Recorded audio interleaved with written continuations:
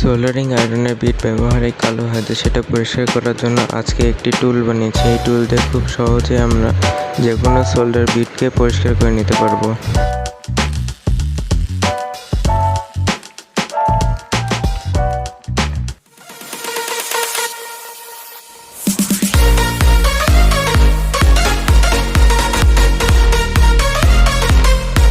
টুলটি তৈরি করার জন্য প্রথমে একটি মোটর নিয়ে নেব।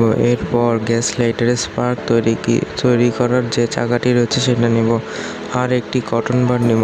এই তিনটি উপকরণ দিয়ে আজকে আমাদের এই টুলটি তৈরি করব। প্রথমে যে স্পার্ক তৈরি করার যে চাকাটি রয়েছে সেটা মাঝখান থেকে আমরা খুলে নেব।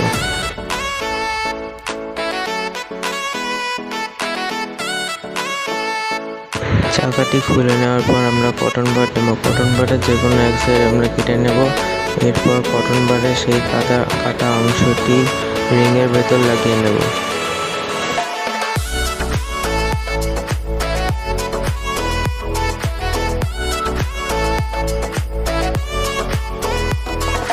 এরপর আমরা কটন বাডটি ছোট করে কাটবো। তারপর কটন বাডের কাটা অংশটি মোটরের সঙ্গে লাগিয়ে নেব।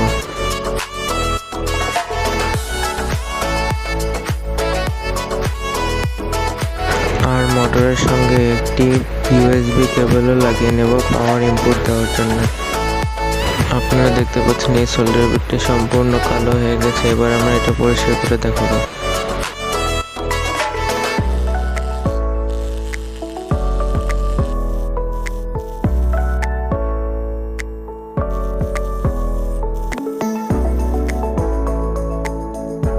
আপনারা দেখতে পাচ্ছেন খুব সহজে সোল্ডার বিটটি পরিষ্কার করা গেল এবং এটা ব্যবহারের জন্য এখন সম্পূর্ণরূপে তৈরি হয়ে গেছে।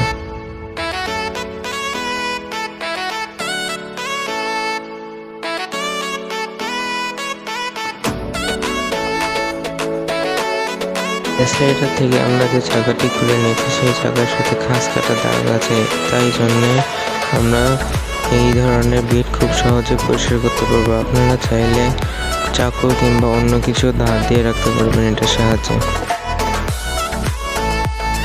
তো এই ছিল আজকের ভিডিও। দেখা হচ্ছে অন্য কোনো ভিডিওতে। ততক্ষণের জন্য বিদায়।